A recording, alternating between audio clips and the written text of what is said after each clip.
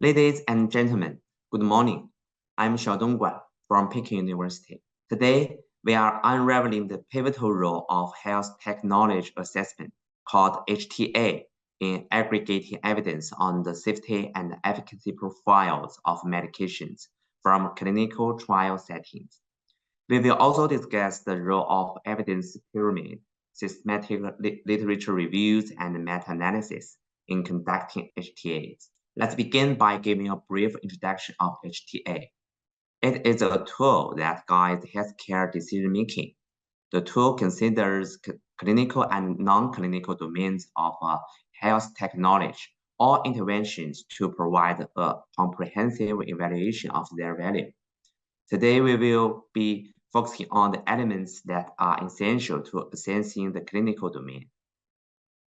HTA incorporates clinical evidence from various sources, including conference proceedings, expert opinions, registry data, etc. This allows a thorough understanding of a medication's safety and efficacy profiles. This table illustrates the criteria for assessing clinical aspects of HTA in various countries. Despite the variety of methods used, randomized controlled trials are an integral part of HTA process and are largely required. Randomized controlled trials are a pivotal source of data assessing health technologies, efficacy, and safety profiles for HTA. Its rigorous methodology allows the generation of robust results through randomizations, allocation, concealment, and blinding. It is thus considered the golden standard for establishing comparative clinical benefit between therapy. However, RCT also have limitations, such as RCT have strict experimental control that may compromise the generalizability of its evidence to real-world scenarios. RCT also cannot quantify the long-term impact of a treatment, and so on. Given this limitation of RCT, we need to be cautious when using evidence generated from RCT in HTA. In 2001, the State University of New York proposed the evidence-based evidence pyramid. This pyramid is an early attempt of evidence-based medicine to illustrate a hierarchy of evidence. Starting from the top to the bottom, the pyramid is divided into 7 layers. The quality of evidence is highest at the top and decrease as you move down to the bottom. You will find that the systematic literature review and meta-analysis are considered the highest level of evidence, and RCT just ranked in the 4th layer. But you must be curious, what are systematic literature review and meta-analysis? Why are they recommended as the highest level of evidence? They are rigorous approaches to the synthesis and evaluation of all available evidence on a particular topic to minimize bias.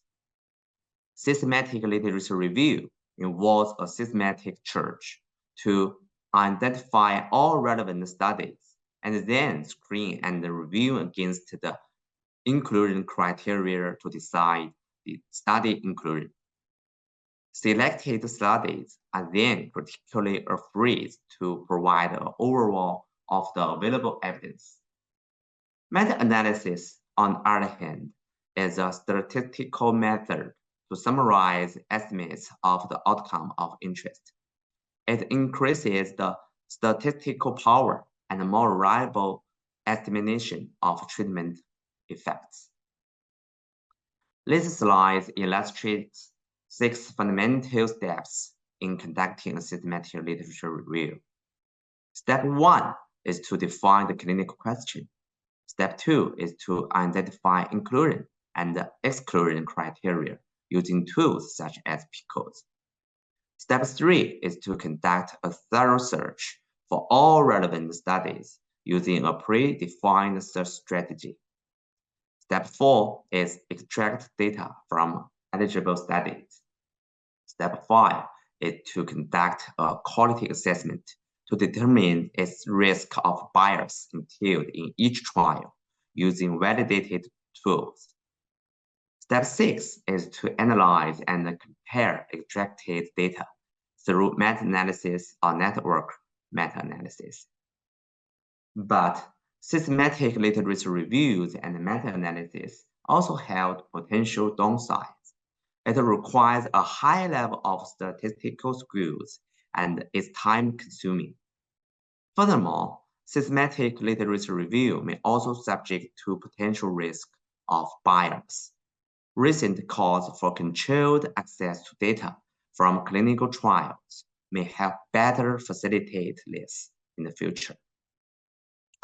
Finally, as shown in the table on this slide, results from SLR and meta-analysis are significant in HTA evaluations across agencies, but the agency vary considerably in their guidance on the use of systematic literature review.